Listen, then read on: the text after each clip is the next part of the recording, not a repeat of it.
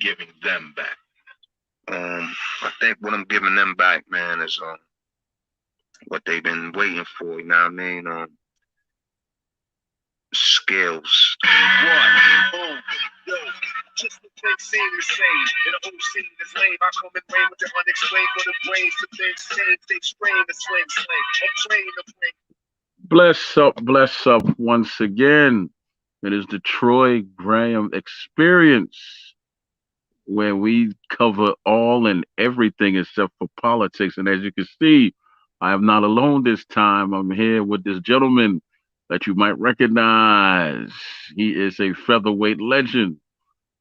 He goes by the name of Kevin, the Flushing Flash Kelley. The man's hands were so fast he could turn off the light and be in bed before the room get dark. Yes. I heard he could knock sense into the senseless. That's how that's how hard he hit. Yeah. And so I'm gonna go ahead and let this legend go ahead and introduce himself real quick. Brother Kevin, how you doing, man? How you How's the doing? health and how's life after boxing, man? Life after boxing is very good. I still commentate boxing matches. I'll be in New York City. I was there last month. We made history. I did a boxing broadcast in Newburgh for a Okay, kid named okay. Eli Williams. Actually one of my closest friends, Eric B. From Eric B. and Mm-hmm. Rakim. He has a company with Errors who runs a sugar factory called One Punch Promotions. And Right. the next show, I believe it's the 27th, 28th, somewhere around there. It's late January. It's going to be in New York City. It's going to be in Queens. They got the venue. I don't know who's fighting yet, but obviously get the Break win up for a the little card to bit, come. Kevin. Okay. You know. Go ahead and say So I something else got because that. you were breaking up a little bit. Well, we got the fight coming up in Queens, New York City. So I'll be headed home end of the month to commentate, get on the microphone like I always do, and Okay. commentate the fight of the new young up and coming talent that's coming. And I'm so Well, happy for that. And there's a lot of things going on. Of course, we'll talk about it on the air. The video game's coming out, the new video game, and there's a lot of good stuff coming okay. out.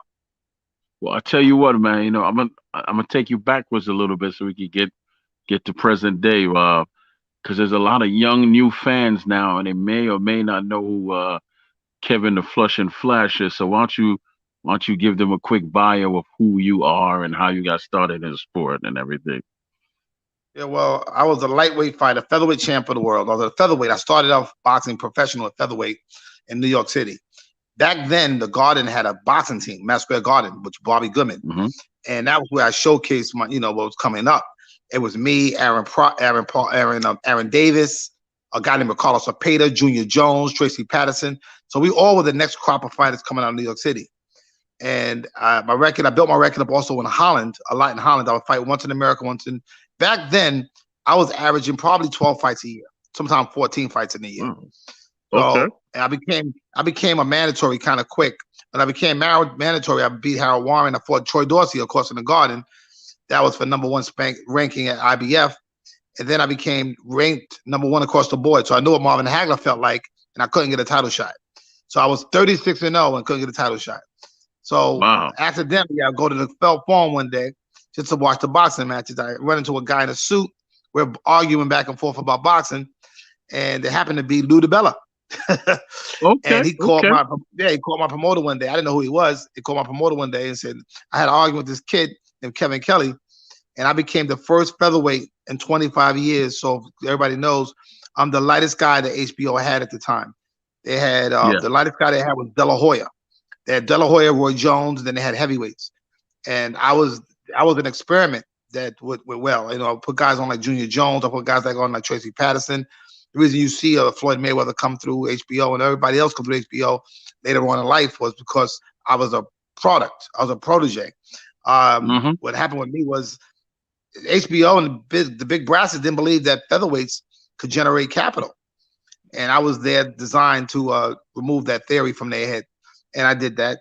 Me and the Prince fight was actually the first headliner in years that two featherweights would headline a card like I did with me and Junior Jones and McKinney.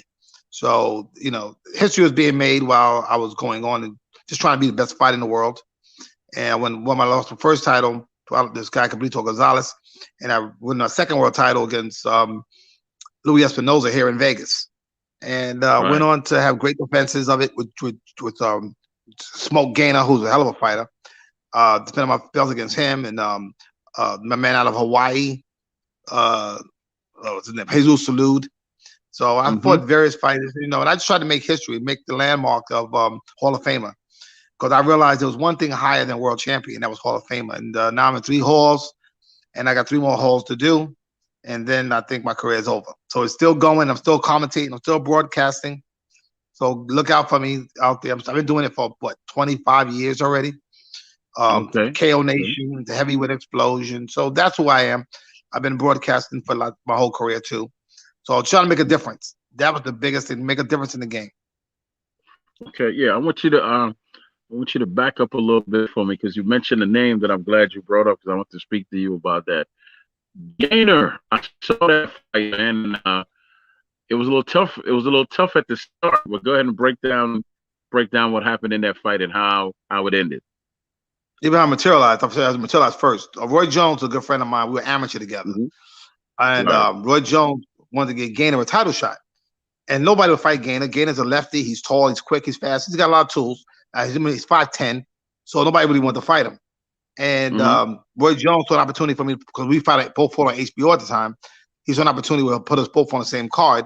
But here was a stick. I had to fight Gainer.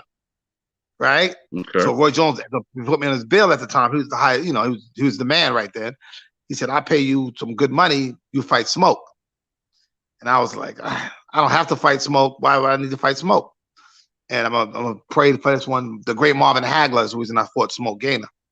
I went to Hall of Fame weekend that week, and he told me, "Don't never turn down a fight, Right. never, because you never know, you never know." Yes, And yes, sir. I thank him for telling me that. And that fight would become one of my top 3. In my top 3, Yeah. and in that fight, like I said, I knew what I had to do to win. I went there with the intent to knock him out. I didn't know I was going to be more things going to happen to me to make it even worse, which was the eye, and then the eye happened. It was like watching a movie. That fight. That's why that fight's so good to watch, because I was in a situation where I couldn't win, and I had the only way out was to knock him out. And it's not an easy Tell us. thing. And Gainer's a hell of a fighter. I'm talking nobody will fight him. I even tried to push him to fight the Prince after I fought Prince. I thought Gainer could beat Prince. And like I said, I thought, Prince is my boy. I love Prince with all my heart. Right. And I just Right. wanted him and Prince to fight. I thought that, that'd be a good fight for Prince. But Gainer, I understand why he's avoided. Tall, lanky, he's quick, he's fast, great leverage. He's got a lot of things going for him. I knew he was going to be champion when I was champion. So he became champion after that. After I beat him, he became BA champion of the world, beat Freddie Norwood. Okay. So, Now you said so the eye, right? You said something about your eye fighting Gainer. Was that from his jab, or what caused the damage to your eye? what happened was, I thought at the time it was the thumb. Because watch the fight, I thought it was the thumb. I thought he thumbed me in my Uh-huh. eye, but he didn't thumb me in my eye. What happened was he had hit my lid. My lid had no Vaseline on it. So when he hit my lid popped like this, and my eyelid blew up. So when my cut man was working on my eye, he kept telling my trainer, "It's not his eye, it's his eyelid." So he couldn't apply any Right. pressure because he could apply pressure to the eye. And the great Al Gavin, he's passed away. He deserves to be in the Hall of Fame International, which is one of the best cutmen in the business. I mean, he had me, he had Lennox Lewis, he had Tom Johnson, he had Junior Jones. He had a lot of fighters. I mean, recognizable fighters. And he was the best cutman in the business. And he said, "I can't press on it because I'm gonna damage his eye." So my eye just being bigger. And lucky thing, my boxing style is not boxing, it's martial arts. My trainer trained me to fight with no eyes. And when he said that on TV, people didn't realize that he really did that. But he said, "I trained Okay. you to fight with no eyes." I physically trained to fight with no eyes, because he trained me in that just in case that ever happens. And that's what happens.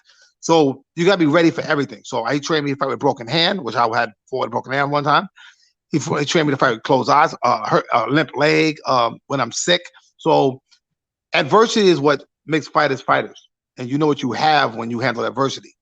And that's the bottom line. And, nobody does it alone. So I got to give my hats off to Gainer, because the bottom line, he brought the best out of me. Right. And you also mentioned martial arts, and you know where I'm going to head with that. You know what your opponent I'm headed to with that.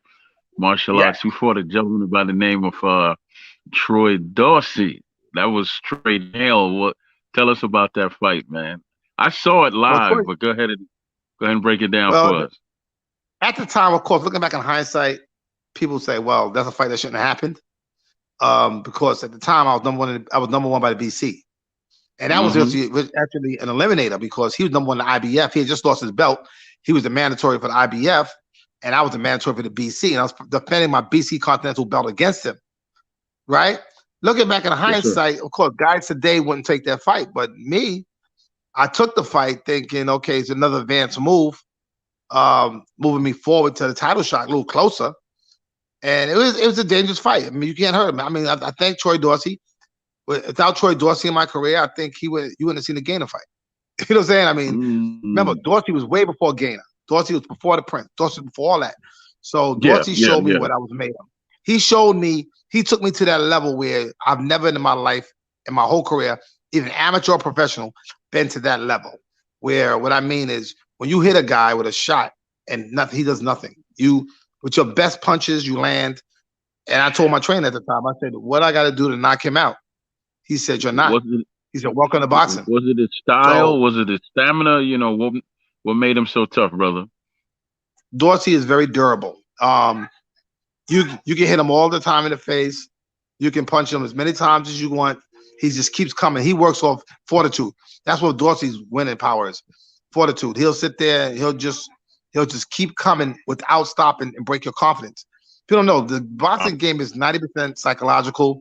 It's only 10% physical. And Troy Okay. Dorsey will take you to a psychological level that either you're gonna fail or you're gonna pass. Okay, I would have him by my right side at all times at the battle of war. He's an ultimate warrior. And the bottom line is, Okay. without Dorsey, I don't know if there could have been a Gainer fight. I mean, Dorsey, when Dorsey took me where he took me, I said after that, I'm the world champion. I'm definitely the world champion because if you want to test yourself, a guy like Dorsey is the perfect person to test yourself against because he's nonstop. He keeps coming.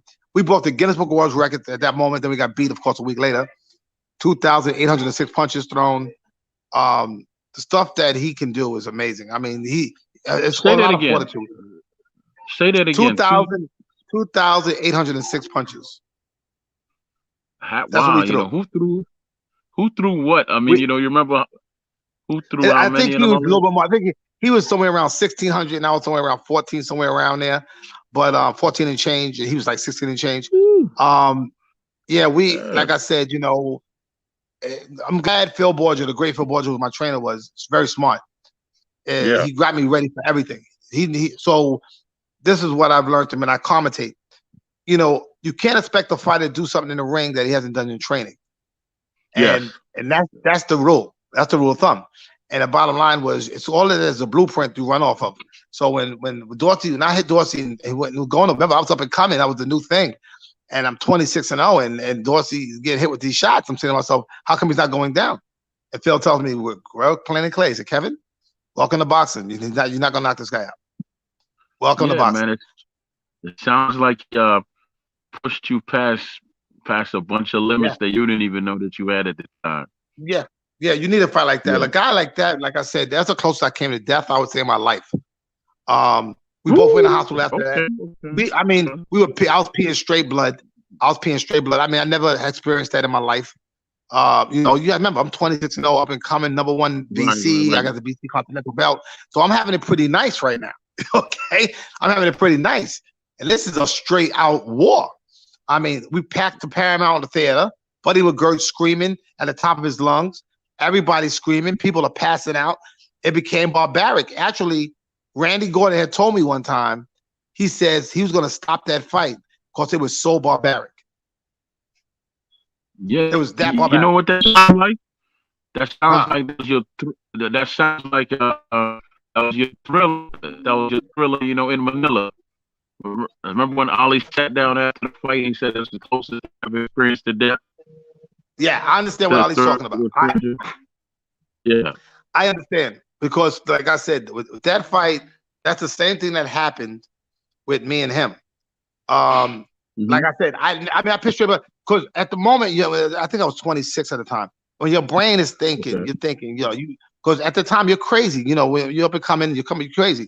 You got to kill me. That's why I looked at it. Looking back in hindsight, Yeah. nobody should die, but you think like that. That's how your brain thinks at 26 years old, and you're a You warrior, and think you you're know that invincible. you got to kill me before to beat me. You got to kill me. So the way I looked at it with me and Dorsey was, we were going to war. It was straight battle, straight. I'm not going back down, and you're not going back down. Okay, we're gonna see who's gonna back down first, and that's what that fight was based upon, right? And I'm sure he was just as shocked that I kept competing with him as he was competing with me. And like I said, a guy like him people ask me my hardest fight. Troy Dorsey was my hardest fight I ever had. I never had a fight like that. I mean, your heart's gonna burst. Yeah, he's the hardest fight I ever fought because I never hit nobody and then go down. I mean, Dorsey, you hit Dorsey, it's like his head don't even move. You know what I'm saying? I mean, he's an amazing character. I mean, it's amazing. It's amazing to fight him. That was an amazing experience. People ask me why. I said, you can't imagine hitting somebody over and over and over and over, and they don't even get hurt. You know what I'm saying? I mean, it was an amazing experience. Let me ask you the question, because fights like that, they say, usually take years off your career and years off your life. Was that true for you? You believe a fight like that? Did it take something away from you? It took nothing. I was too young. I was very young. So being I was very young, it didn't affect me. Right? It made me better.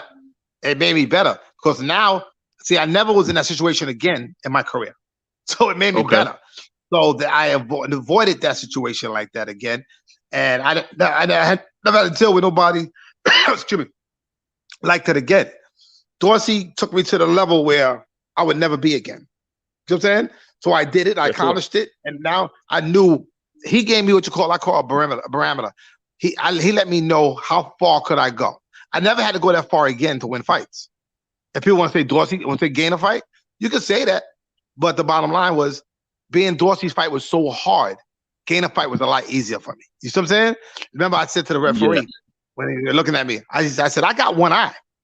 Because with Dorsey's fight, I had no hands. I had my earlobes were swollen. My eyes were shut. And it was crazy. So when you experience the magnitude of that level, anything underneath that is easy. He made my career easy.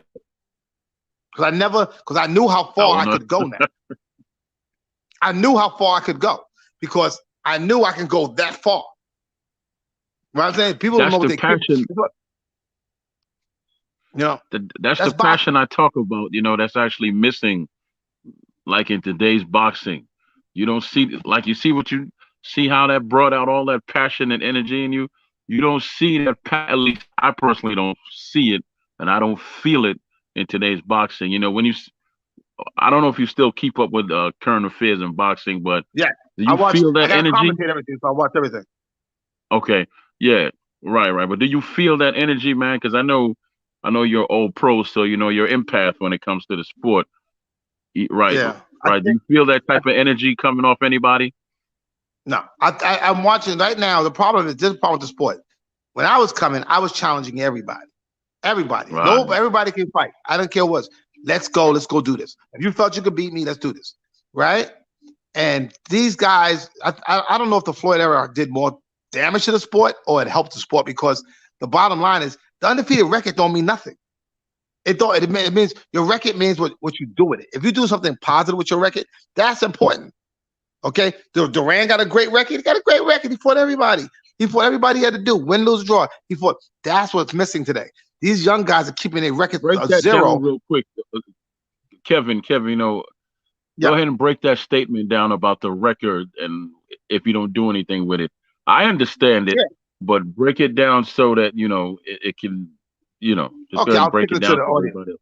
Well, the bottom line is this: the product that be behind them, the networks, feel that, and this is the people who have to make a statement that an undefeated record is what people want to see. That's what I've been against my whole career. In my whole career, even boxing, tell them that our featherweight should be on. People don't care what weight you are. Okay, they only care about good fight, right? And the record doesn't mean that. That's what Dana's trying to do with UFC, trying to show you the record don't mean nothing. I could put great fights on. This guy got 2 or 3. Who cares, right? So it's not really the record. People always think nobody cares if a guy's 50-0 or 60-0. It's almost like in his first loss. That's a stigma. It's a great stigma. Floyd used it and utilized it to his advantage because everybody wants to see him get beat, right? So they're gonna keep matching him until he gets beat, and he never got beat. So that stigma, these guys today, the undefeated records, started getting in the ring with each other. Look, you got Garcia, you got Devin Haney, you got these guys. Why are these guys not fighting? Like I said, these guys make crazy money today. They make money. And I was like, wow. I mean, it's amazing, right? It's amazing. I mean, Sean Porter just retired. Think about that's what it is. Yeah. Sean retired young, but that's the vibe I get, and that's the vibe I get. And a lot of people tell me, "Oh, you just old, or you just bitter." No, I'm not. I don't feel it. I don't feel that vibe. That just that raw passion that says, "I don't care about the risk and losing my O. I'm built for it, and let's go." I don't see that energy anymore. I really don't. Yeah. When I fought Dorsey, I wasn't world champion yet. I was continental champion. I wasn't even world champion yet. Okay, and I'm undefeated, putting on the line against Troy Dorsey. People got a world title fight. I was in work. It was no world championship on the marker. And another guy that was a hard fight for me, Harold Warren, Frankie Warren's brother, who fought Buddy McGirt. He's another hard one. Like I said, there's fights that I had way before championships that helped define me. You see what I'm saying? That showed me what I'm capable of doing, and people don't realize that. If you watch Harold Warren's fight, he's a lefty like me. He gave Tom Johnson his first defeat. He gave Tony Green his first defeat. He had beaten undefeated fighters. And he said I was his third, right? And I had to stop that momentum.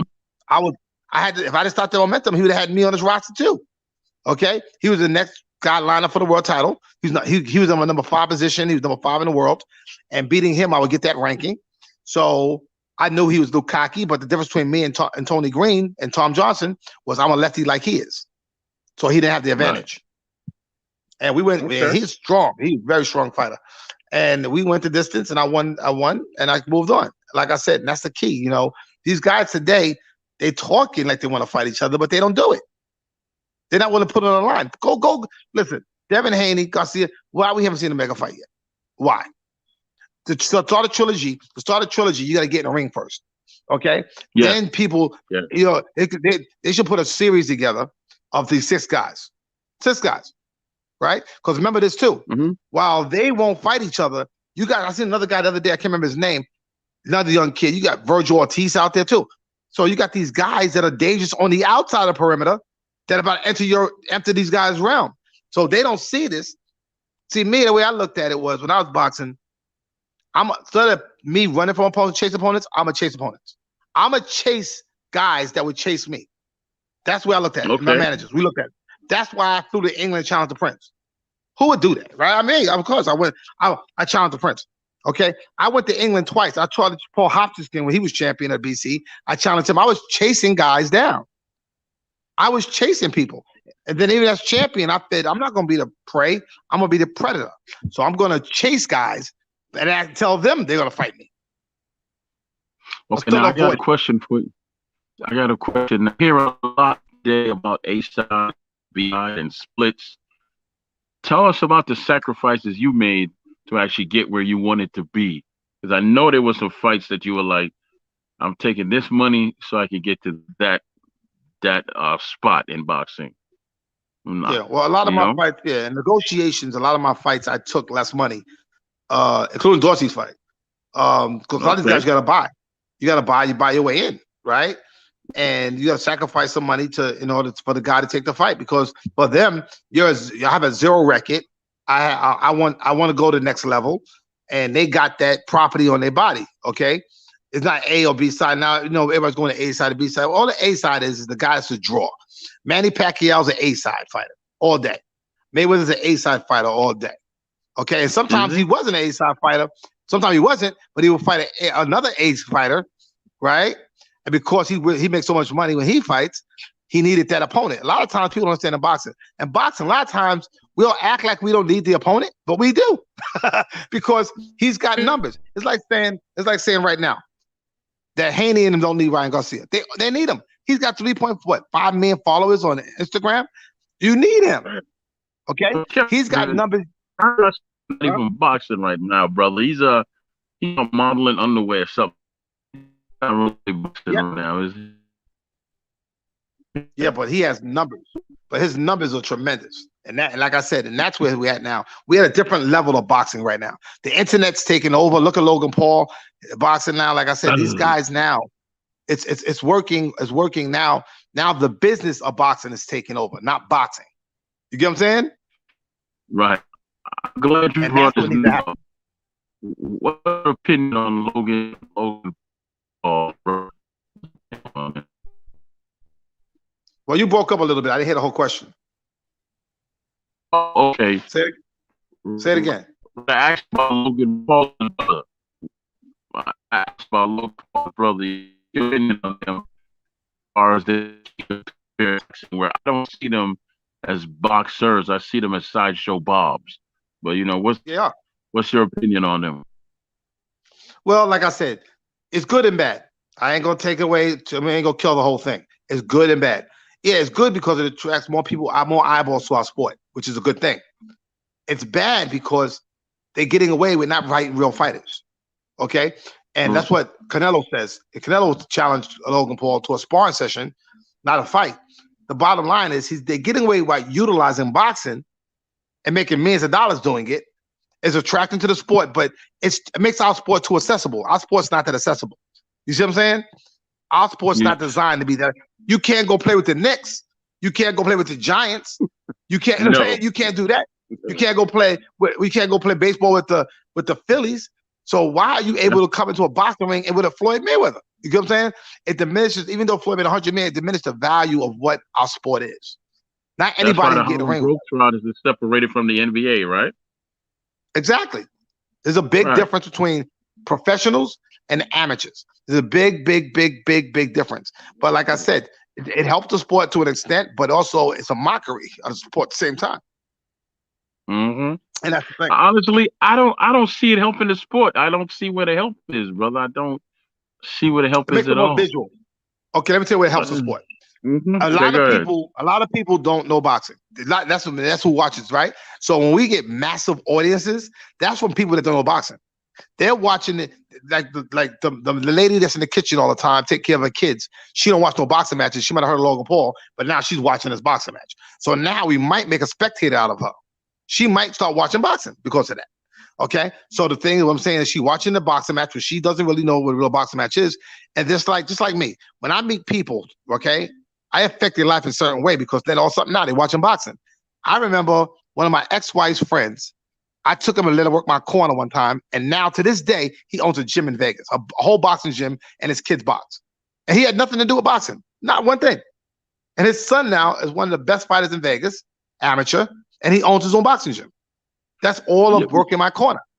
So what I'm saying, a little bit of intrigue, huh? Yeah, but that comes from that knowledge and that passion that you have. You actually have fertile ground to stand on in the sport, where you could say, "Well, I did this, and I was a real fighter, a real champion."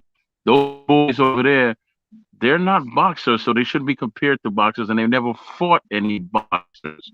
You can't be a boxer if you're not fighting boxing, can you? Yeah, you can't. They're fighting an NBA player, fighting a UFC fighter. And like I said, Canelo said, "I want to put an end to this." And he said it on the media. He said, "Listen, I'm just not challenging to a fight. I'll do a sparring session with him, just a sparring session, and let him see what the real deal is." Because the bottom line is, he's packing a ring because everybody likes a freak show. Everybody does, right? Think about it. We all watch car racing for the car crash. We watch horse racing for the horse crash. We watch football for the guys to get tackled. We watch boxing for the knockout. So at every sport, we're watching it for the disaster part. The problem is like a car Logan accident. Paul is getting away with it. Okay, he's getting away with it, right? And he's packing arenas. It's like I told people all the time: if you don't like something, don't go to it, don't support it, don't watch it. Okay, but you can't tell me if I was a promoter that you don't like something and there's 20,000 people in the stadium. You know what I'm saying? Oh, I hate that. 20,000 people in the stadium. It tells me something else different. Well, brother, that's 20,000 people that really just came to see him. They didn't come to see a real boxing match. How many times you seen a real car accident and then people stop and watch? That's just human nature, Yeah, That's just human yeah, nature, brother. It doesn't mean that they're supporting the car accident. It just means that that's yeah, the nature of humans. Period. They just want to stop yeah, and look at the and see the disaster, pretty yeah. much. If But you put 20,000 in the stadium, the promoter's winning. He's winning. Like I said, the thing is, if people really want it, I mean, I'm okay with everybody getting involved and making a sport popular, but the bottom line is, let's not forget about the real fights we need to put on. Okay, the Haneys, the Garcias, the Teofimo Lopez's, all these guys. I mean, the epidemic kind of hurt everybody, but at the end of the day, these matchups should go into a lightweight series where 135 pounders and 140 pounders they go at it. Okay, like okay, when Andre okay, Ward did the middleweight tournament, they have these middleweight tournaments, right? But they should do the same thing with these guys. okay. I tell you what, man. I had a discussion on my show here, and I asked, does this era need a Don King, someone who could really? Now, mind you, I'm no fan of the man, but he got the fights that the fans wanted to see made, right? Yeah. He, he might have not been a friend to the boxers, but he was good for the sport because he got the fights made. Now, do you believe if it was a Don King in this area, we would have all these cross the streets or these fights that would never came to pass?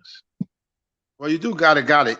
You got two networks. You got the Zone, you got the PBC, and that right there is just like Showtime, HBO. So we are in the same era. It's just a matter of making the guys fight. They get paid too much money today. That's the problem. That's But the problem. They no, get but paid too that's much a money. network you're talking about, and Yeah. Well, they're it was actually the controlled same by. thing back in the day. No. Showtime, Listen, HBO. right. But they're controlled by checks and balances and a chain of command. Who actually controlled Don King? Well, Don King, Huh? well, this is a problem. Also, remember, Don King had certain fighters, and certain fighters he didn't have. So he Right. had to negotiate with Top Rank. He had to negotiate with the Goosens. He had to negotiate. So with certain people, the powers that be still run the sport. Now, Don He King also had the just happened to banks. have the heavyweight champ of the world at the same time. He happened to have Mike Tyson. He happened to have from Ali Foreman and those guys. So he came from an era where he had the majority. At the end of the day, people want to see certain fighters. And if you sign that fighter, you got to put up fights on him. Now you got Floyd with Gervonta Davis. Okay? I like Gervonta. He's knocking people out. Congratulations, right? But now, right? And it helped Floyd again because Isaac Cruz. I think that kid can fight. I think he's on his way. And now everybody's worrying about the business side of boxing rather than the boxing side of boxing. You see what I'm saying? And I think that's what's hurting the sport Yeah. too. Yes. Say that again. Say that again Too so the many people fighters. can hear it. Too many fighters are worrying about the business side. Not that they should take care of it. Of course they should, right? But at the end of the day, the A side and all this other nonsense is going on. Everybody wants to be the A side. Nobody wants to be the B side. Nobody wants to be the seeker. Everybody wants to fight me. Nobody wants to be the soldier anymore. Everybody wants to be king. So that's why now we can't get these fights, okay? Because the bottom line is, look, whenever it made it matter, I didn't care about the A side. I didn't care about any side. I want to beat that guy and take what he has, and I'm done. And then I'll move on to the next guy. And that's what it should be about. Everybody wants to be the general, but no one wants to be the sergeant, huh? Exactly. No sergeants, no soldiers. And like I said, the problem is, in boxing, I'm hearing guys saying A side B. What are you talking about? You're a fighter.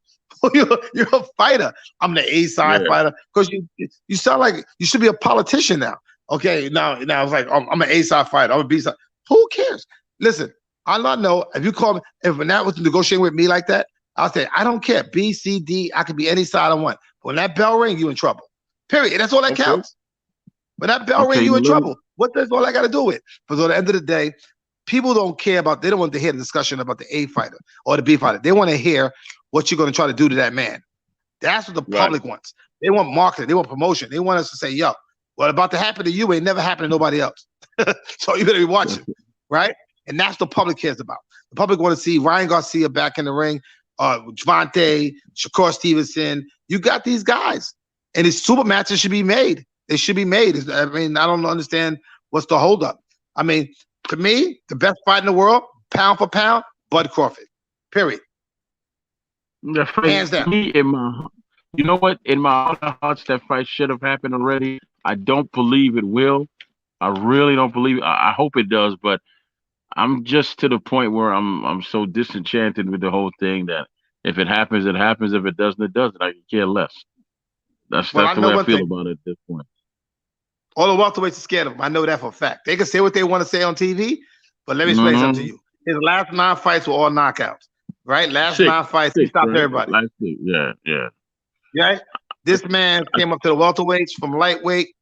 I mean, he's the best fighter in the world, pound for pound. I mean, easy. Like I said, I'm talking about skill level. Skill level, nobody's doing what he does. Nobody. I, tell, I tell you what, No, he's gonna move up to 154 in the future. So, what do you think he could do with the Charlo brother that's up there?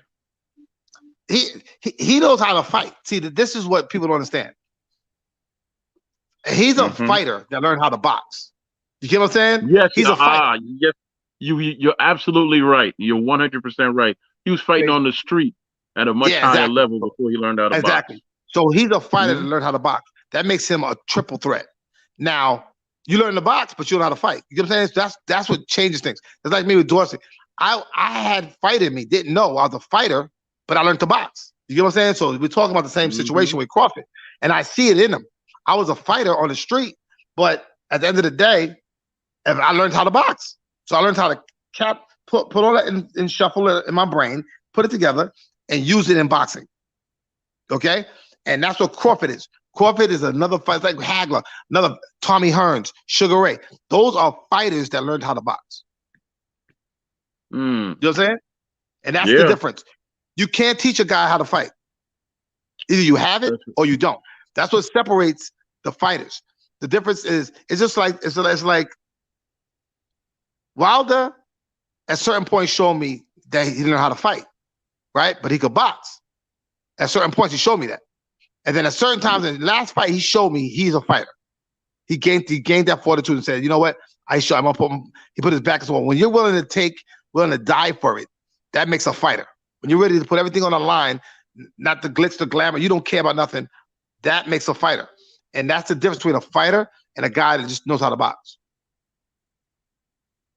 Because to me personally, when it comes to Wilder, I see a career that could have been better, and I'm gonna tell you why, right? Because his real life story was a whole lot better than the stupid character that he created. The whole Browns bomber. He was a single father, right? He was a single father, and he had the daughter, and he was working his way up. Somebody got into this 6'7" man's head and told him, "You have to play the buffoon. You have to play the villain." You didn't have to do none of that. You had a beautiful story. You were a country boy that was fighting to support your daughter. What other story do you need? And you had then you had Emmanuel Stewart that came out and said that if he could get him, he'd probably be one of the greatest heavyweights there are, right? And he had the skill. If he would have listened to Breland, he had the skill to be like a tall version of Vernon Forrest. He had it, but he didn't listen. Yeah, he didn't listen. I'm good friends with Mark. I'm very good friends with Mark Breland. Yeah, I'm very good with Mark Breland, and we had many conversations about the whole thing. The only person in this whole camp that really knows boxing was Mark, and he got rid of Mark. Yes. And the bottom line of it is this: the way I saw it was that information that he would have got Mark much better. He could have been a heck of a fighter, even a better fighter than he was. He had a great right hand, but like I said, it takes more than just a right hand. It takes a good hook, a good uppercut. It takes a lot of good stuff. And we saw the bottom line was there was some things missing that Mark was trying to fix. And he, like I said, what's a true test in your career? It ain't so much the opponents that are testing you. It's the stuff around you, the pressure. When the pressure sets in, okay? Can you stay focused on what you need to do as your job, right? This is where I say the pros happen and the amateurs. When the pressure's on your back and everybody's trying to say that you're not this, you're not that, and you showing everybody that you are who you say you are, and you don't have nothing to prove, but you got to prove it to yourself. And that's the bottom line. The thing was, he was content with throwing just the right hand and being seen with just one weapon instead of having a multitude of weapons. And that's how Tyson Fury beat him, because anybody that's limited in the game, you're beatable. You're beatable, and it's hard to come back from. So what happens is you need to have more than one way to win. You have to, because you Exactly. can't beat everybody the same way. It's not going to work. Yeah, because you can't be like a one-way street in this sport. You cannot be a one-way street. You know, you have to be a four-way street. Sometimes you have to be a damn super Yeah, highway, but you yeah, cannot be a one-way street. And the fact yeah. is, the first time he fought Bermain Stavern, he boxed a little bit. You got to see what he could do with the boxing. Then he did it again with somebody else, but then he just went away with it, and he just went right hand crazy. And told whoever would listen, all you got to do really is walk him down and avoid that right hand and tear his little body up, because you see his body is skinny. He Yeah. can't take no body punches. He can't. He cannot Yeah. take them, and that's how See, the you thing break is him and very beat simple. him. Yeah. It's simple. See, the thing is, boxing is not that complicated. People make it complicated, and the bottom line is, like I said, I give Wilder a lot of credit for the experience that he had, what he accomplished in that time. I mean, Ty Dolly's record. I mean, amazing. I mean, from a guy to come from football to boxing, think about it. So like I said, one time I had a conversation with his mother, and I Mhm. told her the biggest mistake that he made was that he got away from the storyline with his daughter. I would have used Yes, that. yes. See, people, if they know you fighting for a cause, right? Whatever that cause is, right? And you got a Hmm. purpose behind it, they'll get behind you and support that cause with you. But what happened a while ago was, it's like he got some money in his pocket, and the daughter thing went away, and all the other stuff went away, and now you're the Browns bomber, and it's Bomb Squad, and people, you got to remind people of the story. I'm not here for me. I'm here for my daughter. My Now, daughter needs it. I got a You question know? for you. Huh. Do you think if he would have stayed with Golden Boy, his career would have went in a different direction instead of going over here to PBC? Because he was with I Golden don't, Boy at first. I don't know. Like I said, we always woulda, coulda, shoulda. We don't know. You know what I'm Right. saying? Maybe they might have been able to get him to fights. Golden Boy might not be able to get him fights because we don't know what can Golden Boy do with a heavyweight. Have they had a heavyweight? You Golden see what I'm Boy's saying? the one that got him his championship shot. That Yeah, was but like I Golden said, Boy. we don't know. We don't know. Like I said, we don't know. The thing with that is when people start picking fights, Right. would they have picked the right fights for Wilder? Just like, you know what I'm saying? Just like PBC did or whatever. So the Why don't you bottom line break is, that down? Okay, why don't you? I trust me. I know exactly what you mean, but why don't you simplify that for those who didn't catch what you said? Would they have picked the right fights? Go ahead and yeah, simplify that and break that could they down. get the right fight? See, the problem with boxing is boxing business. That's the problem with boxing. Boxing business. The reason you don't see Crawford versus Spence, okay, boxing business, different networks. And the problem is one guy signed to a network, of course, that network's gonna protect them, and other networks will protect them. So nobody wants to give up the side that they're in, the power side. Nobody wants to give up the power. So what happens is Wilder's with Golden Boy, right? Now, just like Darren King, like you said, with Darren King, and he might have the guy that Wilder needs to fight, right? But he's not gonna Mm-hmm. put his guy against Wilder because Wilder's with the other promoter. So what happens is it's just like what happened to Spence and Crawford. Crawford's with Top Rank. Spence is with PBC. He's with Al Heyman, and it's like, we're not fighting you. We're not taking a risk. What's in it for us? If our guy loses, Adam's got the control. And that's the bottom line. The boxing business is what controls it sometimes. And that's why fights don't happen. So Wilder, being a heavyweight, you know what I'm saying? I mean, you got to look at the forte. Who's got what? Even when I was signed, who's got what? I remember when I was there with Shane Mosley, got the fight with Kushner because I signed with Kushner. Tom Loeffler had me. I signed. He took a double deal and signed Shane at the same time and gave Shane Philip Holiday. That's how Shane and Mosley got to work out a fight. Because I signed, it was a double signing. I signed with Kushner, right? Mm-hmm. And Kushner had Philip Holiday. Whatever happened to him, Kevin? Who? Whatever happened to Kushner? Is he still around? I think he passed away. I think he passed away. I think. Okay. I'm sorry. I heard rumor that he passed away. I don't know if he did, but I heard he did. But Kushner was a very good guy. I commentated for him a lot of shows. He had a show called Heavyweight Explosion. And Kushner, what happened when I signed with Kushner, I had heard that he always wanted me on his contract. And I was like, really? And I think I was leaving Top Rank at the time. I think I was done. But I signed with Kushner, right? And the deal was with me and Shane, because Shane at the time, nobody knew who he was, and Tom Loffa had just signed him, right? He was 25-0. And the deal was that Shane would get a title shot against Holiday. You know what I'm saying? That's how the game worked. Let me explain to the public how the boxing game worked. A lot of times it's called pawns. Boxing is chess, it's not checkers. A lot of times a promoter, just like singing artists, and Sushno was for a music company, obviously, they'll sign guys that are called space holders. So what happens is Holiday, nobody in America knew who he was, but he was world champion, IBF champion of the world. So that guy can get you the guy that you want to get to. You get my point?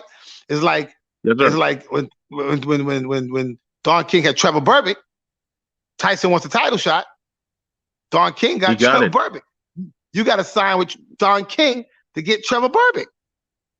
I tell you what. Yeah, we're coming down to the last 12 minutes, man. I wanted to send a link out there so the fans could pop in here and talk to you if they want to, man. Is that cool with you? Oh, of course. Ask the questions. Let's go. Right. All right. Let me send the link out there, invite the peoples, let them ask you some questions, all right? All right. Give me 1 second. The task should be done. Yeah, because most shows don't do that. They let the people talk to the guest. They don't know what the guest is going to say, but to me that's kind of pointless. I don't do that. Hold on a second, Kevin. Copy. Okay. Erase that.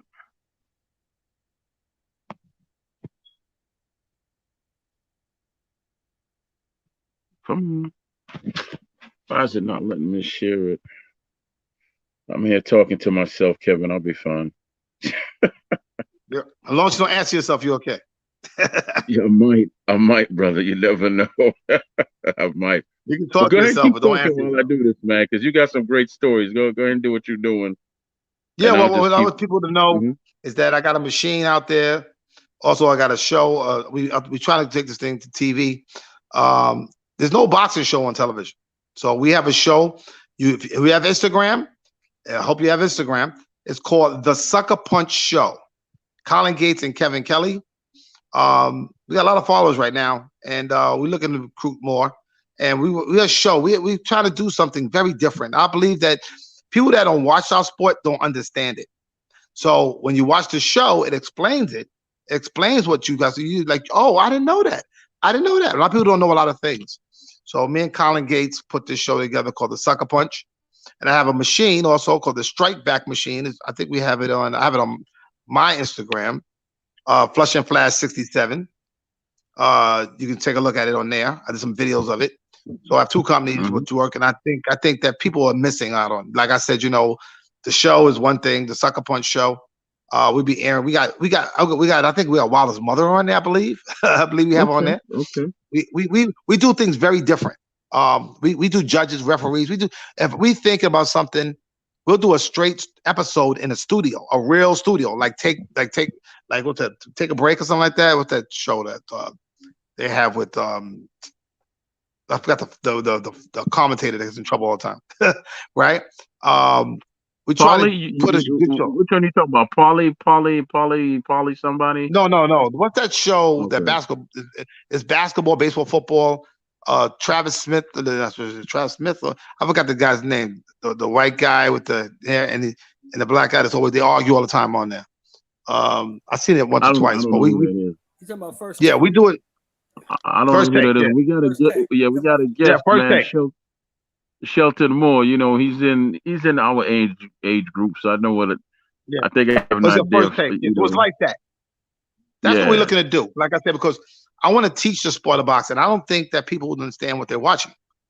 Okay, right. That's why I commentated. I've been commentating for all these years because I feel that the way I commentate is different. I teach the world what they're really saying. And a lot of commentators don't know what's going on. I watch boxing sometime, and I'm like, "What the heck's he saying?" Right? Yeah. You got to make it simple for humans to understand, for people to understand it. Explain Shelton, you have any questions for Kevin? Yeah. Well, first of all, salute to you, Kevin. Good to meet you, brother. Thank you very much. You're a hell of a fighter. First of all. Thank you. Second of all, I wanted to ask you. You was talking about Wilder earlier. Now, in my opinion, I believe that after he won the title, he started to read those newspaper clippings. Do you see the same thing? He started to listen to all the shit that was around him. Yeah. And that's what happened. The focus went the wrong way. You know, it should have been about being the best fighter in the world. And he became, you can't get cocky, you can't get too arrogant and too obsessed with yourself. You got to want to prove yourself by getting in the ring and fighting. I had Mark had nothing but good things to say about Wilder. Realistically, he just wished him that he would, listen to him. And the bottom line is, like, when my trainer, I had a trainer who we conducted business like business. He was a trainer, period. I didn't tell him what to do. I didn't tell him what I wanted to do. It was none of that. Phil told me exactly what's going to happen. And then later on became Don House. And if I hire a trainer, the trainer tells me what to do. I pay him to tell me what to do. So at the end of the day, that's where it should be. And Wilder's opinion shouldn't matter. It should be like, okay, look, I want to fight to prove I'm the best. That's it. Whatever the people want to do. And I would have kept that storyline with my daughter the whole time through. Because without the daughter, people don't have no feelings for you. No, because you're 6'7" and big and carrying on. Why anybody gonna support you? They're gonna tell you to shut up and fight. You big enough. But you know what?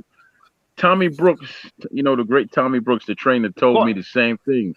He said once you hire him, it's either his way or our way, and he's not here to listen to you. Exactly. He's not here. You hired him for a reason, right? You hired him to train, right? Yeah. I spoke to two trainers. I spoke to McGirt and I spoke to Kevin Cunningham, and they repeated the same thing. If I'm your trainer, it's gonna be my way. I get the hell out of my gym. Yeah, one of the two. Like I said, that's it. Yeah, my trainer was like that. Phil Borgia. It ain't about how much money you got, how big you got. Listen, those guys are with you every single day, 5 days a week, sometimes 6 days a week. They're with you 6 days a week. Why did you pay me all this money? You pay me a percentage for me to tell you something, and you're not listening to it. That doesn't make any sense.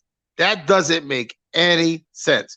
Why? You know what I'm saying? So the bottom line is, the only person that really was in Wilder's camp that knew anything about boxing was Mark. Think about it. Was Mark. That's a fact. That's a fact. He left. That's a fact. He didn't have anybody else for Shelton. Yeah. Some shit. I mean, Shelton. Who was the second trainer you spoke to, Shelton? I spoke to McGirt, and I spoke to Kevin Cunningham. Oh, okay. Okay. And they said, like I said, who told Wilder to gain 40 pounds? You know what I'm saying? I mean, but now, here's the thing that killed me, Kevin. Now, here's what killed me. Why are you bench pressing? Because you know why? Because he hired a football coach, not a boxing coach. See, like I said, you can play football, you can play basketball, you can't play boxing. See, no. The one thing about boxing that's rhetoric, that's over and over and over. Nothing's new. Okay, it's happened before. Wilder should have learned from Sugar Ray when Sugar Ray fought Hagler. You don't get bigger, you get lighter, so you're less of a target. That's number one. Okay? You don't get bigger because now you're a bigger target and you're slower. So why would you do that? Right? You don't get bigger. Troy, what did I say? What did I say? I told you. I talked about this on numerous occasions. I said, Wilder, if Wilder comes in anything over 219 pounds, he's gonna get his ass. Too big.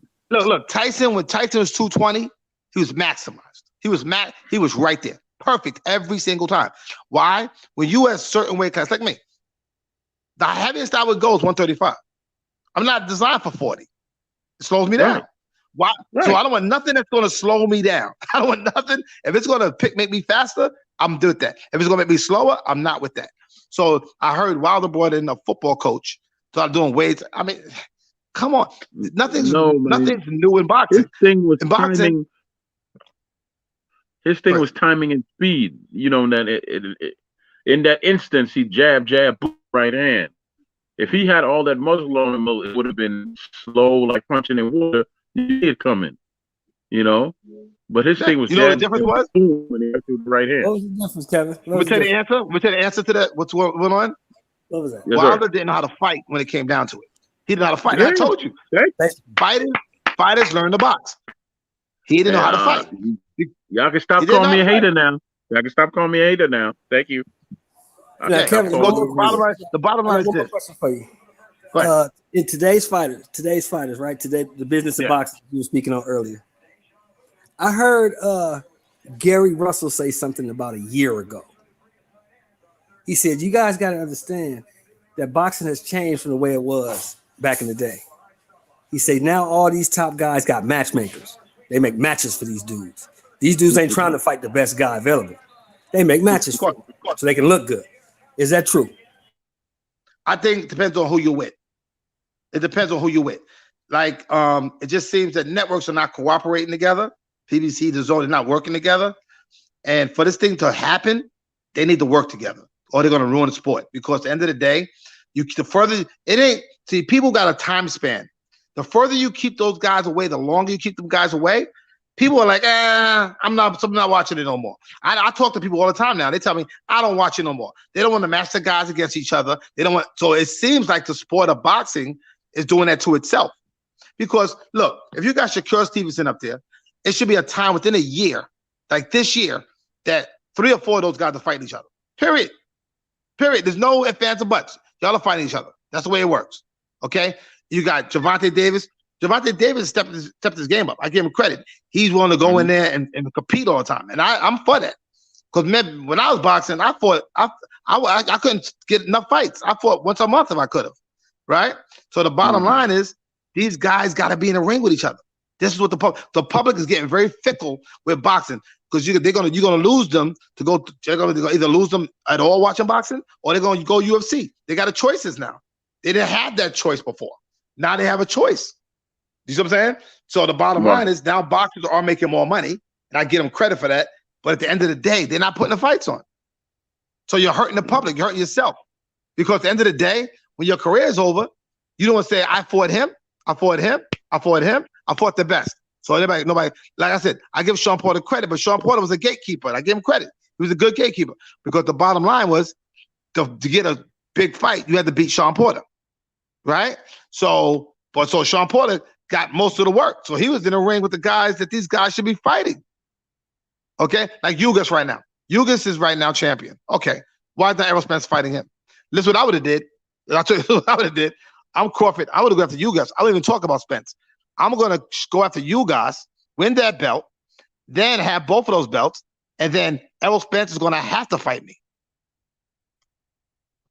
I corner the market. You got to be strategically smart these days. Now, these days, boxing is much more smart. You got to maneuver yourself in position. Okay, so the bottom line, like what Floyd's doing with Gervonta, like I said, what fight is good for Gervonta? What's a good fight for Gervonta? I thought my favorite was Teofimo. Now I got to see what happens to him after, the thing almost killed him. I thought Teofimo was the best fighter out there in the world after he beat Lomachenko. And I think Lomachenko is just as dangerous right now coming back too. So, and Lomachenko ain't scared of fighting nobody. So he's the only guy that's out there that's chasing guys. That's another one I want to ask you about. Why is he getting so much flack for actually fighting? Well, not for me. He ain't getting no flack. Like I said, Lomachenko is dangerous. Guys are scared. I don't think that he's getting flack. I think the promoters are raising the flack. They're scared of him. He's very dangerous. He's dangerous to all their incomes. That's the bottom line. He's dangerous to all their incomes, because he can snatch these guys loss after loss. And let me tell you something. He's in rush mode, because at his age and all them fights that he has to do it now, because he can turn old any given day. Any given day he can turn old. So right now he's very dangerous. When he fought Comey, I had a conversation, I forgot who it was with, and I said, it's not a good fight for Comey, right? Because the bottom line, Comey's gonna be right in front of him. And he took Comey apart like he's supposed to. And like I said, now I would love for him to fight Gervonta Davis. I would love that fight. I think a very interesting fight too. Can I ask another question? Right. Can I ask another question? Yeah. Go ahead, Joe. Okay, here's a question for you, Cal.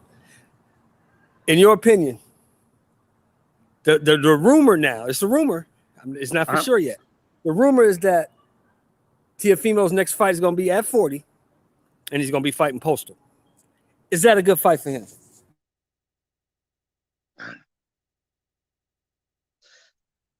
Well, see, this is what's missing in boxing. The rules don't change in a sport. Okay, just like I felt about Wilder's situation, I felt that he should get a tune-up first instead of fighting Fury right away. Um, the rules of boxing don't change. He should get a tune-up fight first. A fight that's not gonna mean nothing, just to get back in there and practice, see what we got and we don't got. Put it in heavy right away, very dangerous. Very, very dangerous. Okay? My thoughts Me, exactly. My thoughts exactly. I think you know, Postal right now is a little bit too much. When you just come into 40, you're not acclimated to the weight, and Postal been there forever. yeah. But like I said, Kevin, with him, he's really 140 pounder anyway. Really, really, like I said, Teofimo's big. I was with him at one, I think at the Wilder fight, I was with him, and he's yeah, a he's big big. guy. Yes, But he the thing is. is, Yeah. like I said, the question mark is this, you know, we don't know what the damage was done with Campos. We don't know what damage was done, right? We don't. I mean, it don't look like it looked like, his face was tore apart. Those are cuts. Remember, as a fighter, I'm thinking like this, and this is what I'm thinking for him. If I'm gonna do a face-off, face-to-face with him, I'm looking at those cuts that he got in that fight. That's what I'm gonna open up. You get what I'm saying? So these are things that fighters think about. He got so cut and shredded. His face needs time to heal, really heal closed. Or them cuts gonna reopen, and that's gonna be a reason the referee to stop the fight. You see what I'm saying? So when you got damage like that to your skin, you got to think about all of that. Okay, and it's very dangerous. And he's going up a weight class at the same time. I agree with going to 40. I agree, but just to get some work in, I would do a fight with maybe no TV, get some work in, get practice, and then his father, who trains him, would know what he has and know what he needs to You know work what? on. You get what I'm saying? Two things, Kevin. We waiting on a could be special guest for you that might be popping up. Someone right? And Yeah. as far as T.O.'s dad, I think how we always have that family member sometimes that maybe we just need to separate from and focus on what we need to do. Mhm. You ever feel that way about his dad? His dad just is too extra, extra, extra, extra. Yeah. As my I don't know, grandmother like I used to said, because you know say. why? I know his dad, and I know T.O., but the thing is, we don't know how well. Like I never sat with his dad and watched him train him. Right? His dad could Hmm. be one of the best trainers in the business. I don't know. I like to watch what he does. I watch the corner. I seen his verbiage. I seen what he said. He was telling Teofimo what to do, and Teofimo wasn't doing it. You see what I'm saying? So he was giving Teofimo the right advice. That he is. Right? Now he gets to with all the extra stuff. Is that extra stuff hurting him? Well, it got him there. You know what I'm saying? So it's kind of hard for us to criticize something that got him there. So Right. it's a double-edged sword. You know what I'm saying? We could change the menu, and maybe Teofimo changes and it gets worse instead of better. You know what I'm saying? So sometimes things are made the way they're supposed to be. Like that, maybe it's just the way that's been his whole life. His whole life's been that way. And we're gonna Kevin, change it now? Huh? Kevin, I got a Yeah. special guest here for you, man. I got a special guest here for you. You'll see him on the screen real quick. Go ahead and introduce yourself to the special guest. Go ahead and introduce yourself. What's up? Junior Poison Jones. I know who that is. What's going on? Yeah, you know. Brooklyn Zone. Yeah. What's going on? What's up, Jay? What's going on, man? What's going on with you? What you up to? Doing this interview, we're gonna make this happen, letting people know, the world out there, what boxing really is about. The rules, the regulations, the business of it. Everything that people don't know. They just think it's it's throwing punches. It's not. It's a business. It is business. At a certain level comes a big business. Yeah, it's big business. Like when Junior fought McKinney and I fought Prince, that was a great, that was something great for TV and great for people to watch. That was groundbreaking. Two lightweights to controlling the card, at the same time. And that was the reason people see lightweights today on HBO is because, on Fox and all these other networks, because of this fight that me and Junior did on HBO. So that was leading somewhere. Okay, and now you have lightweights up and coming, so that's a good thing. Yeah, but I still think the boxer I think is weak today. I think the fights aren't the same. They don't want to fight each other. They get paid too much money, Jay. I told him. Do you agree with me, Jay, that I think fighters get paid? I hate to say the term too much money because it's not too much money. It's what they deserve. But These guys get so much money They don't today earn. that They there's don't no earn. initiative to fight. They don't earn the money. I think they just get it. They're not doing nothing to earn that money. They're just getting it because it's boxing's change. But the fighters today, like I said, I don't respect to them, but I think they suck. You only got a handful that's pretty good. Yeah. Do you think, Jay? Let me ask you this question: do you think that today's fighters all fight the same way? Yeah, everybody's trying to fight like Floyd. And I say I'm glad he said it. That's the problem with the sport. Floyd added something to the game, but he also took away. If Yeah, I was him and I told him, hey, I would make a statement. That was my style. Do your own style. Try to be unique. Try to be impressive on your own way. Don't do what I do. Everybody's trying to do Floyd. Everybody does the Floyd thing now, and I think it's sick that me now. Come, I'm like, fight like yourself, be original. They want to fight like Floyd. You know what I mean? Yeah. See, me and Jay came on time with Roy Floyd Jones style, Jr. Floyd Me and Jay style. came with Roy Jones, Riddick Bowe, right, Jay? Yeah, exactly. Riddick Bowe. We had different styles. All of us fought different, Yeah, but right? you gotta say Floyd been doing that since he was a kid. You can't copy the style. That's all he know. It's not like Yeah, his father does that. you never change his style. That's all he know. And now the thing with boxing makes me sick is everybody try to emulate this dude. I'm like, yo, give me a break. I mean, fight like yourself. You know what I mean? Yeah. That's what makes that thing unique. That's what I learned from Sugar Ray, Camacho, Boza Edwards, Jolton Jeff Chandler, Matthew Saad Muhammad. What I learned was I'm gonna give you the best Kevin Kelley, right? And Junior Poison Jones and Riddick Bowe and Aaron Superman Davis and Charles Murray and all these fighters had their own styles. Yeah, but it's a better era too. Yeah, we all Barrera, Morales, everybody was different. But the thing was, that's what makes boxing unique. I want to see, like when you say, I'm seeing too many guys fight in that style, and it's not good. I think it did more damage than it did good in the sport. The guys got to be unique. Let me step in here real quick, brother. Let me step in here because you said something I thought was very profound and necessary to be heard.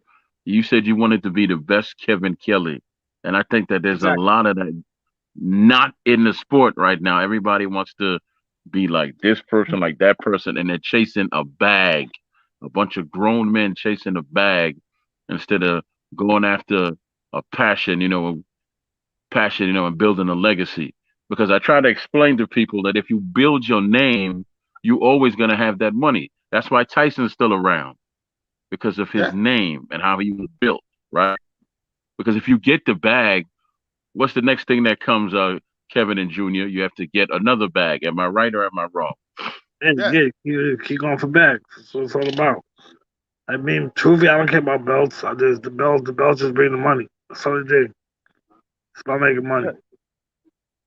Yeah. So like I said, and then you try to make greatness. The thing is, the bottom line is, you want to leave a legacy behind that you revered. The other people, other coming kids revere.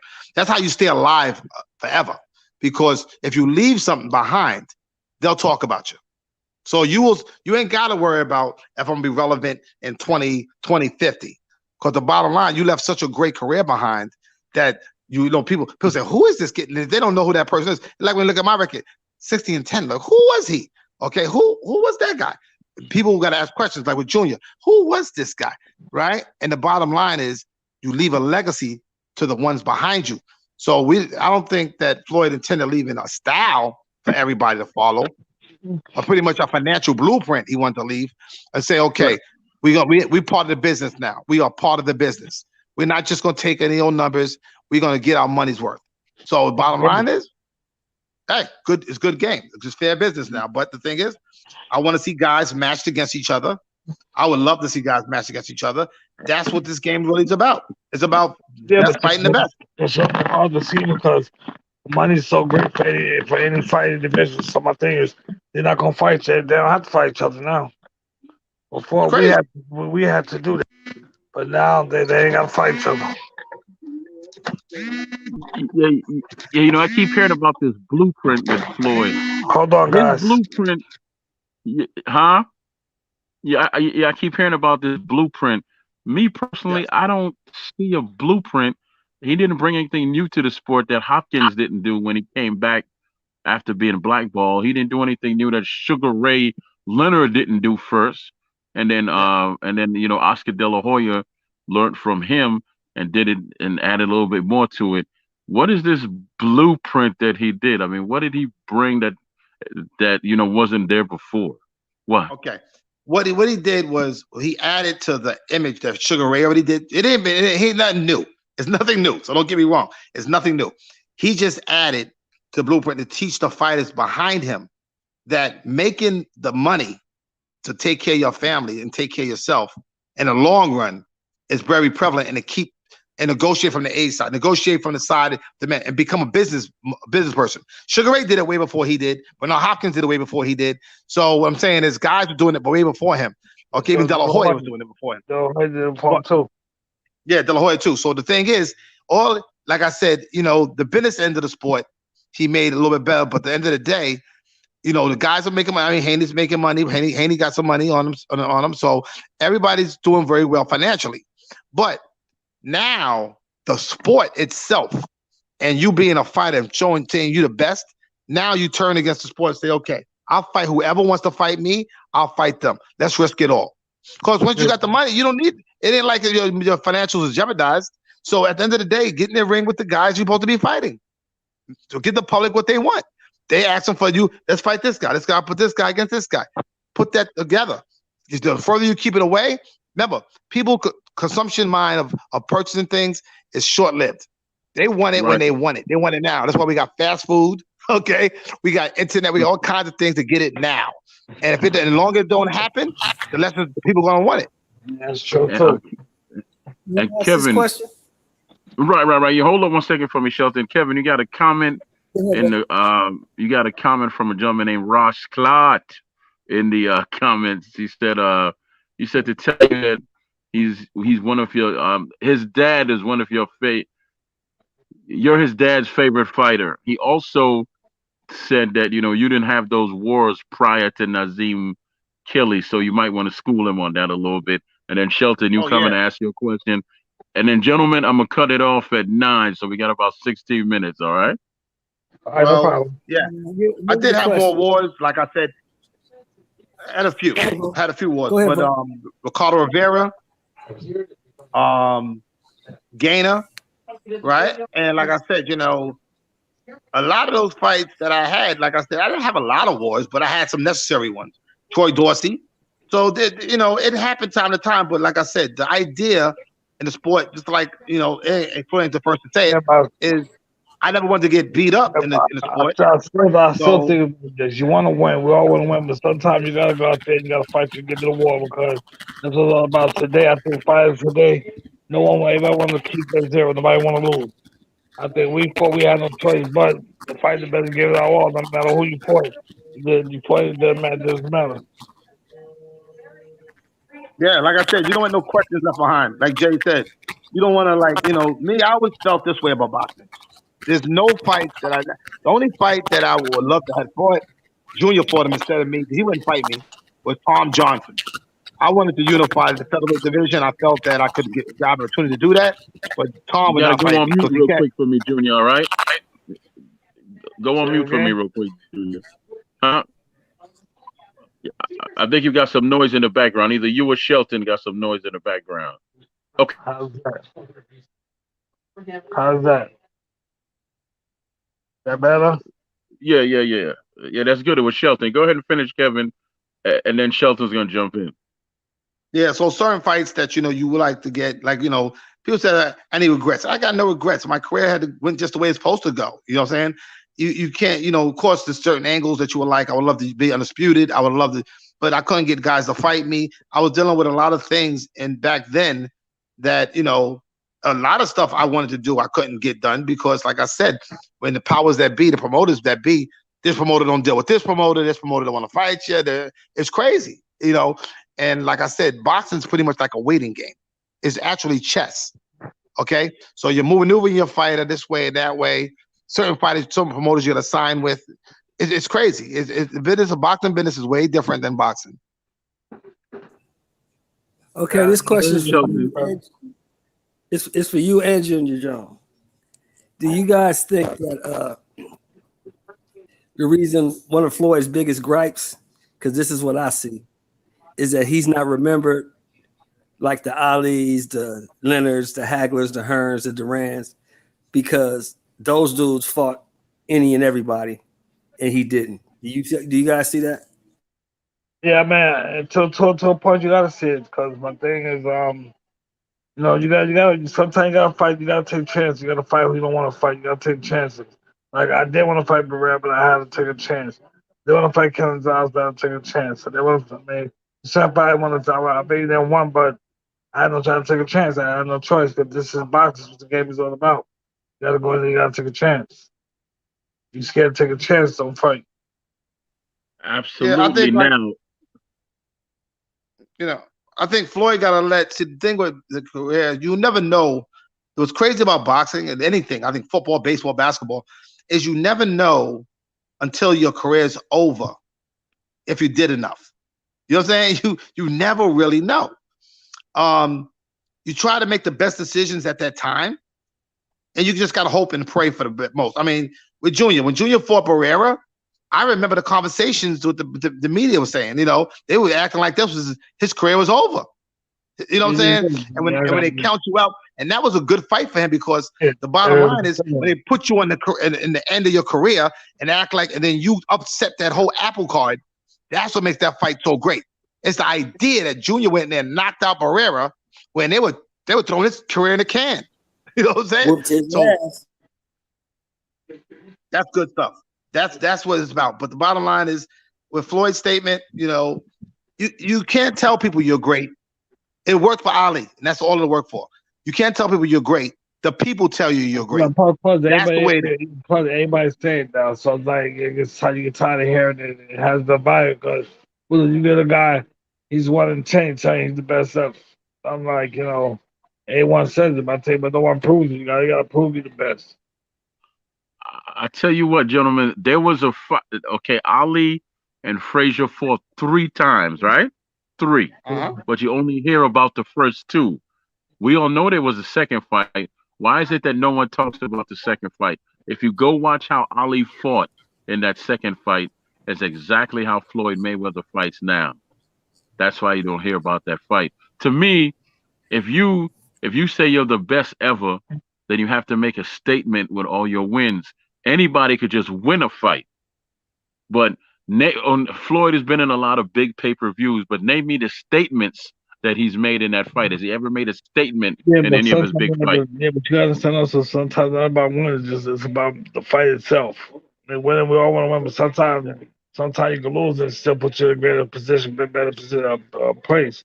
I think it's not about winning. I think it's about the fight itself. I think Floyd he fought the easiest fight not to lose. So my thing, I can't give him credit back. My thing is sometimes if you lose, it's a good fight. You still get all the props. So I don't give a who you are. But if you just want to protect an O, and I don't buy that. I don't think that's what fighters. I think real fighters, you fight anybody, they put you up against it. Your idea with boxing is you want to fight the very best. That's it. Yeah, you don't want no questions. I think he fought the best that he could do. Like I said, me personally, when he beat, he was the best of the era, the best ever. See, that's a different statement. The public chooses who's the best ever, not you. You never choose. You lost to Ahmed, but it wasn't the loss put you in a better position because it was a great fight. Yeah, so, that's the bottom line. It's not about what my thing is about. Going out there and give me all that. You gave Jordan Smith, you lost, but people still praise you for it as if you won. So I mean, that's what it's about. Yeah. Me personally, before we end the show here, I don't think that he's the best of his era. I think he's a great fighter, but he doesn't have that dog in him like his uncle used to say. He done got that dog in him where he's gonna just. Okay, remember how you spoke about the Dorsey fight and the Gainer fight, right? Yeah. You'll never see Floyd in a fight like that. I have. You'll never see. Let me tell you. I gotta stop you. I have. Let me tell you something. Which one? Go ahead and school me, brother. You gotta remember one thing. I commentated a fight of Floyd's, who Floyd Mayweather himself said that's his hardest fight, and people won't give it to him. He had dog in him. When I shook his hand in the dressing room, and I told Floyd that day, I said, "You are a hell of a fighter." That day, his hardest fight he ever had was Emmanuel Augustus, and that was on KO Nation. And right? Emmanuel Augustus. Let me tell you something. In that fight, if Augustus could punch, Floyd might have got knocked out. That's the advantage that he's lucky. That, but it was a good fight. I mean, Augustus had Floyd bleeding from everywhere. When I went in the dressing room, he told me to my face, I don't never want to see that guy again. Never. Yeah. And I said, like I said, so right there, I seen it with my own eyes. Right? And I said, if he has to do it, he can do it. He just chooses not to do it. You know, said boxing don't about one person. People got boxing, you're balling about one person. It's more than just Floyd in the sport. It's a lot of great fighters people didn't even know about. A lot of good fighters out there, but you can't keep talking about one guy all the time. You know what I mean? There's so many good fighters in the sport. One guy you carry is one guy. I mean, the whole sport is somehow that's ridiculous. And I think I think it's about putting up. It's not about just a fight, but putting up a good fight. Go out and give it your all, knockdown, brawls. If you go buy, I mean, for 12 rounds. I mean, that's good, but I mean, what do you get for that? You get nothing from it. I mean, yeah, I tell you, yeah. With the boxing, it was being great. You know, being great in boxing, people have their favorites. Some like steak, some like chicken, some like fish. Mm-hmm. Some people come up to me sometime and say I'm great, and then I get some people say that they thought I suck. But at the end of the day, as long as the majority is saying that you did something, then you're okay. The bottom line is they're not gonna think you're good. So everybody not gonna think you're good. Some people that was great. So listen. They take shots at Muhammad Ali. They take shots at Marciano. They take shots at Jack Johnson, right? Everybody. So you did something. The bottom line is like, who's the best NFL player? When I was training Ocho Cinco, right? I asked Ocho and I forgot. I said, Ocho, who's the best wide receiver? He looked at me like buffled, like his face looked like this. He was like, what? What'd you say? I said, who's the best wide receiver? You know what he told me? We all are. We play for the NFL. I said, holy cow. That's hilarious. Who's the best boxer, Kevin? We all are. We're world champions. Period. Okay, go ahead and jump in here, Kevin, Shelton, before I shut this down. I know you have an opinion on that one. Shelton. The Shelton must be chilling, but okay, go ahead. Go ahead, Shelton. What was that? What was the question? Ocho Cinco. Kevin said he used to work with Ocho Cinco, and he asked him, you know, who's the best wide receiver? And he said, all of us. He said, all of them. Well, he said, because, I trained Ocho for 5 years. Okay, I was training Ocho Cinco for 5 years. And how you doing? And well, he said to me, we all are. We play for the NFL, which was true. And I should have knew that. And it's like saying, okay, who's the best world champion? We all are. It says world champion, doesn't it? So the bottom line is, it's all preference. Some like steak, some like chicken, some like fish, some like pork. So at the end of the day, you know, that's a different style. That's all it is. Yeah, it depends on what you like. Yeah. Some like boxers, some like sluggers, some like right-handed, some like left-handed. Yeah, exactly. It depends on what you like. And you know what, fellas? Even Troy, that's an argument I can't rebut. I can't argue with that because he's telling the truth. I tell you what, man, it's on 8:56. So let me go around the room and get everybody to close out. Now, I'm going to start with you there, Mr. Shelton. You know, tell everybody where Shelton can be reached, if you got a page or what's going on with you. And then we're going to go to Junior Jones, and we're going to close it out with the Flush and Flash. You go ahead, Shelton. You can find me over here on my man Troy Graham, where you can find me today USA Boxing. Thank you guys for coming on, both great fighters. And it's a pleasure to you guys. All right. Bless up yourself. Junior Jones, you know, where can the people find you? And, you know, what do you have going on for yourself there, Junior? Because I see you out a lot, brother. You always smiling and bringing the good vibes, Junior. So, you know. I'm doing a lot of signings, a lot of events now, but most of the time you just find me as a sign or an event or things like that. Other than that, I'm just low key. I tell you what, man. You know, I go to fights occasionally. I tell you what, next time I'm in New York, I gotta take you out for some rum on tea, man. Some rum on tea, man, and chill. I got you. That sounds good. All right, all right, Kevin. Yeah, man. And where can we find Kevin the Flush and Flash? If we could catch up with him, because you're fast, boy. You're fast. Go ahead. Thank you. Well, you catch me on the Sucker Punch Show. That's on Instagram. Or you can catch me Flush and Flash 67. That's my personal Instagram, right? But the show is good. Also, you can find me, like I said, on that. I'm also commentating a fight, I believe, in New York City, the 28th or 29th, somewhere around there. Whatever, it's a Saturday. I know that will be a Saturday. This month on a show station called Boxing.tv. It's on BXNG. Yes, I think it's gonna be in New York. I'll let you know, Jay. I'll be giving you a call about it. BXNG.tv. That's what it'll be on. And like I said, the Sucker Punch Show and the Flush and Flash and the Strike Back training system. Look at those things, and that revolutionizes the sport. The next level. The next level. Well, make sure you call me. I got you. Right. I want to tell you this.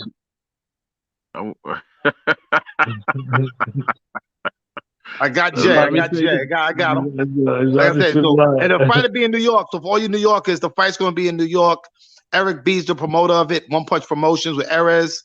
I did their first card in Newburgh. I made history with them. So Eric B's the promoter. Yeah, that's my man. Who do I contact for comp tickets? I'll call you about it. I told you I'll call you. Yeah, I'll call you about it. Your face will look cool. I try to get him. I try to get Junior to go to the last one. The one I did last month. I was going out of town next day, so I was. Remember I told you. Yeah, I told you. I said I'm trying to get that one. But so like I said, we're supposed to be doing that show. So we're gonna take care of that show, and like I said, I'll be back on the ring and commentary too with Tom Loeffler, his show 360 Promotions. But remember the Sucker Punch Show. All right. I tell you what, man. Let me go ahead and close out. Thank you for being true to your word and coming through. Didn't even this really wasn't an interview. This was just a conversation between two brothers who love boxing. It just so happens that one of them happens to be like a great boxer in the sport and former champion. Go ahead, Junior, man. I'm trying to close out with Junior, man. Go ahead and ask the question. Do you know Hall of Fame is rigged? Do you know Hall of Fame is rigged? What? Do you know Hall of Fame is rigged? Did I think the Hall of Fame is rigged? He said the Hall of Fame is rigged. Well, I don't think guys get in they're supposed to get in. Like I think Marlon Starling should be in the International Hall of Fame. He beat a lot of people, and he's not in yet. Iran Barkley. So I just think that in boxing, the fighters should go in. Sometimes it's a business proposal. You know what I'm saying? They put certain guys in because they get a check. I think that we need to put some fighters from real fighters in. I always wanted that. I'm in 3 halls myself, but sometimes I talk to internationals and all that. I'm like, this is long overdue. I just think I ain't saying it's rigged. I'm saying that they play favorites. Okay. That's a possibility. But let me just say again, man, I want to thank you for coming through, Kevin and Junior. Thank you too for popping up and talking to the brother here, man. And causing trouble. Thank you. Yeah. But definitely, man, I definitely gotta have you back on, man.